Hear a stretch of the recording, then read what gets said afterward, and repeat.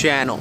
Today we're going to be installing fog lights on the R53, that's 2022 through 2025 Nissan Pathfinder. It does not include the 2026. In order to do this, we have to remove the airbag. So go ahead and disconnect your battery and let it sit for about 10 minutes. Alright, so this is the back of the airbag. Whenever you screw whenever you put your little screwdriver in, if I'm not mistaken, this bottom hole is where it goes through. So you kind of have to angle your screwdriver towards you, like from the front of the engine towards you. And then all you got to do, let me get my screwdriver, as it's coming in the little hole, right? You're coming in from the side like this. You just got to push it, right? You just got to push it. And then it'll slide out of that mounting point right there. But if you push in and you're going this way and you're touching wires, right? If you're going like this and you're touching wires, like, you don't need to go in too far at all to get this done. And remember, you got one at the bottom too. So here are the airbag clips. I used some electricity tester because I couldn't find my picks, but you just come in, you'll see a little arrows on the actual plastic. Let me see if I can see it. See, it's got little arrows right there. You want to go in through that side with your pick tool and pry it up. She'll pop right out both sides, and then you just pull the clip right up off of it, right? Go like this. Make sure it's up all the way. A little wiggle, should come right out. Now remember which one goes to which side, okay? You got a black one and a normal yellow one. The way I used mine was the sticker was ripped up on the black side. Right, when you put it back in, make sure you push your clip all the way in. So now that the airbag is out, you got to get a Torx 50, a T50 that goes right there. It's real tight, but once you get it to break loose, you go and take it on out.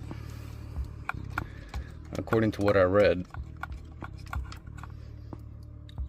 it's got red Loctite on it.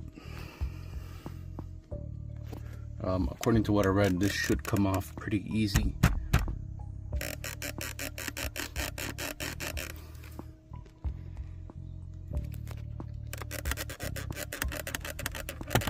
Oh yeah, there we go.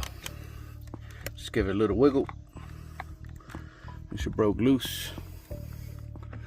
Looks like the connectors are going to be an issue, so I'm going to have to disconnect this. We got the two connections down here disconnected. We're going to move the airbag wires out of the little holder right there so we can pull this thing out. These wires are connected to the clock spring. Just so you know, the steering wheel is got alignment teeth on it, so you're not going to lose alignment on the steering wheel. Once you pull it, you'll be able to put it right back where it's supposed to be. Just make sure you line up this top pin for your that's going to stay, see, that's going to be part of your clock spring, so make sure that you line that back up with your steering wheel. Okay, so getting the clock spring out is pretty simple. It's just got a little clip right up here at the top that you pull up and she'll slide right out. Now when you pull this thing, you want to be careful not to let it spin around too much or get out of whack. You want to try to keep it as stable as possible. If anything, you put a little piece of tape right here just so it doesn't rotate on you. In fact, I'm going to do that right now. Okay, so now that you got it taped up with whatever you can find, because it took you 10 minutes to find some tape, you just lightly pry on it. You just lightly pull on it very gently and evenly, and it should pop right out. There we go. We'll just let it hang down, and here it is. All right, what's next? What's next? Let me figure this out. I'll be right back. All right, so here we are. Next up is get a T20 Torx bit and unbolt the bottom bolt for the little bracket that's holding it together. You should be able to pull it out once you it's wiggling pretty good, so hopefully we just got to pull this out and slide the new one in. Okay, so it's off. It's got these little locking tabs right here on the sides. Okay, this goes like this, and it's got these two openings on each side. Each side has a little tooth that gets caught in that little tab hole.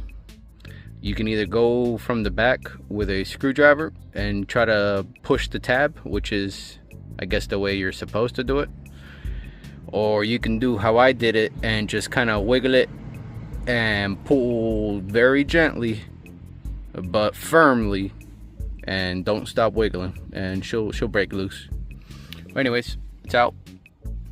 We're gonna clean these threads in here so we can put some fresh Loctite in there, red, and yeah, we'll slide the new one in, and we'll just do the whole process backwards. I'm probably only just gonna show you me clicking in this new one with the Foglight switch on it.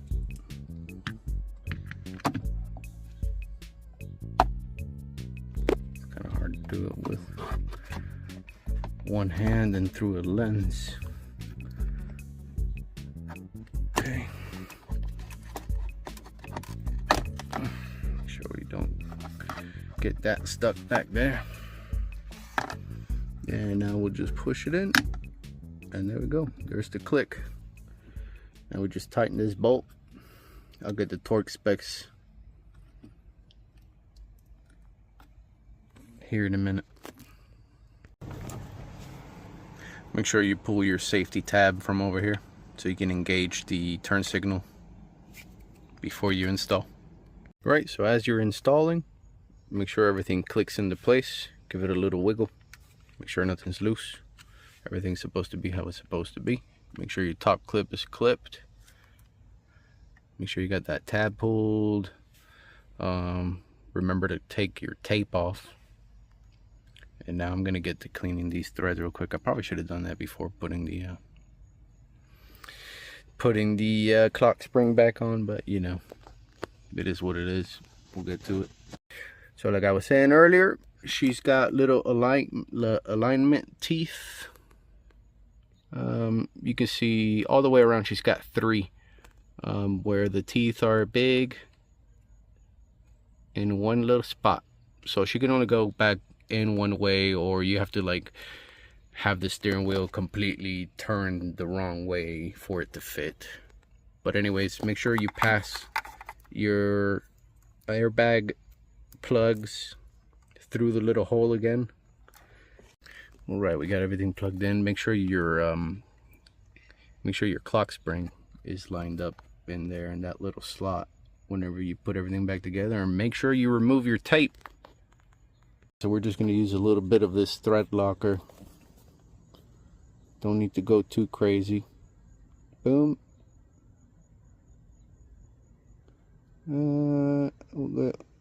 Tiny little bit more.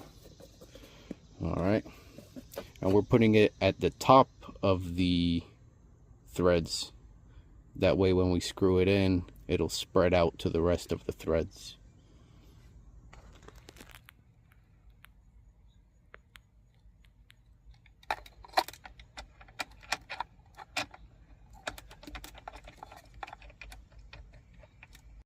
Okay, so now that we got our T50 bit, we're gonna bolt it up. And then we're going to grab our torque wrench and we're going to torque it down to 30 foot-pounds. Really is between, so it's between 25 and 35. So we're going to go 30, right in the middle. Especially with the red Loctite, nothing to worry about. Okay, so trust me, it's torqued to 30 pounds. If you need help from somebody to hold the steering wheel, that's what I recommend. Have somebody else hold the steering wheel for you while you torque it. I wouldn't recommend putting all that pressure and weight on the locking mechanism, but you have your battery off, so there's a chance it might not be locked anyways, like mine. Mine's not locked. So now we're gonna do the airbag, and then we'll move to the outside. Okay, so now that we're all assembled, everything's pressed back together, all the screws. Don't forget the bottom screw. Whoa, where is it? There it is. Right next to the lever. You got your third screw.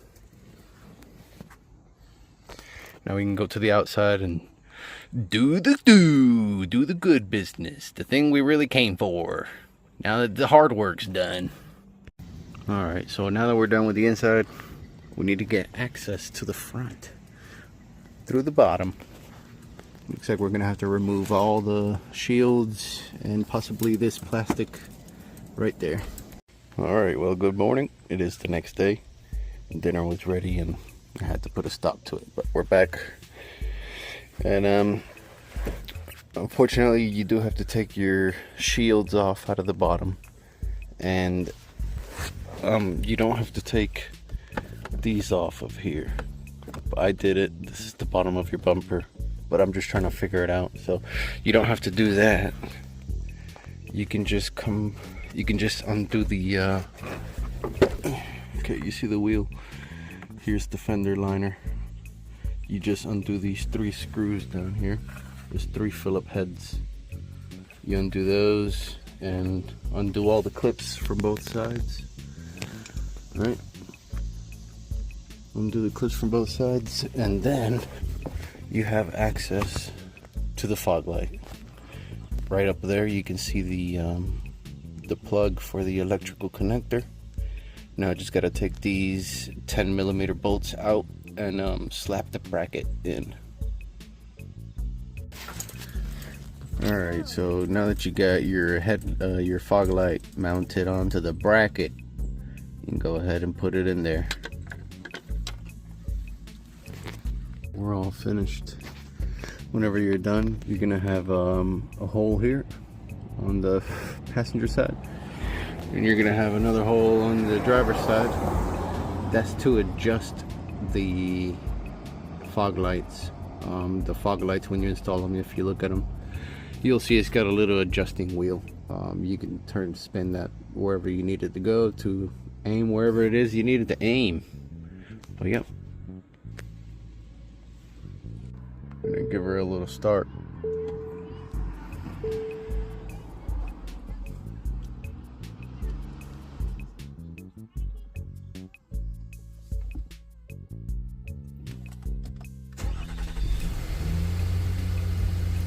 Alright, she started up fine, no weird codes or nothing, so that's good. Let's turn on the lights, and let's see if the dashboard is gonna tell me. You know what I mean? I feel like whoa. Let's see if the dashboard's gonna tell me if we got fog lights or not.